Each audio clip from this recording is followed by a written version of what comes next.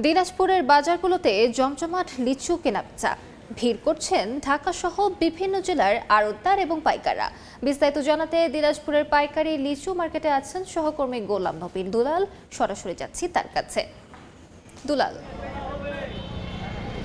সকাল থেকে কিন্তু ক্রেতা বিক্রেতাদের আপনার সমাগমে আপনার প্রচুর পরিমাণে আপনার এই যে লিচুর এই যে এই মার্কেটে কিন্তু আপনার যে যারা বাগানি এবং চাষি তারা কিন্তু সকাল থেকে বিভিন্ন যানবাহনে করে এই লিচু এই বাজারে নিয়ে আসছেন।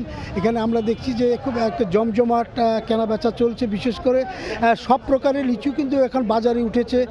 মাদ্রাজি, বেদানা, চায়না 3, চায়না 2, মুজাফরি, বোম্বে এবং হাড়িয়া বেদানা সব কিছুই কিন্তু।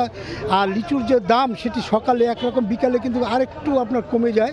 এখন ক্রেতারা আপনার বিভিন্ন দাম দিয়ে নিচ্ছেন। আপনাকে দামটা জানিয়ে রাখি যে চায়না 3 বিক্রি হচ্ছে 1300 টাকা হাজার, আর বেদানার বিক্রি হচ্ছে আপনার 500 থেকে 600 টাকা শ, আর মাদ্রাজি বিক্রি হচ্ছে 250 থেকে 300 টাকা। বেদানা আপনার বোম্বে লিচু বিক্রি হচ্ছে 350 থেকে 400 টাকা। আমরা দেখছি যে ক্রেতারা তারা কিনছেন। এখানে বিভিন্ন প্রকারের ক্রেতা রয়েছেন, কেউ 200, কেউ 300, 500 এবং অনেকে রয়েছেন যারা আছে বিভিন্ন যেমন কর্পোরেট হাউসে তারা দেন। তারা কিন্তু লিচু আপনারা হাজার হাজার লিচু কিনে তারা ট্রাকে করে তারা পাঠান।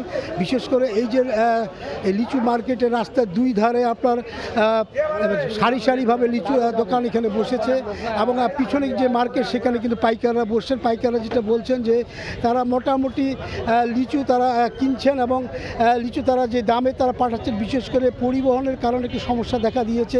ঈদুল আজহার কারণে কিন্তু আপনারা বলছেন যে 2 দিন আগে থেকে ট্রাক বন্ধ থাকার কারণে তারা এখন থেকে আপনারা পাঠাচ্ছেন। তো লিচুর যে বেচাকেনা এবার এই বছর প্রায় 1000 কোটি টাকার আপনার লিচু বেচাকেনা হবে বলে আপনার কৃষি দপ্তর জানিয়েছেন। তা আমার কাছ থেকে লিচুর সর্বশেষ এই ছিল। সরাসরি যুক্ত ছিলাম দিনাজপুরে।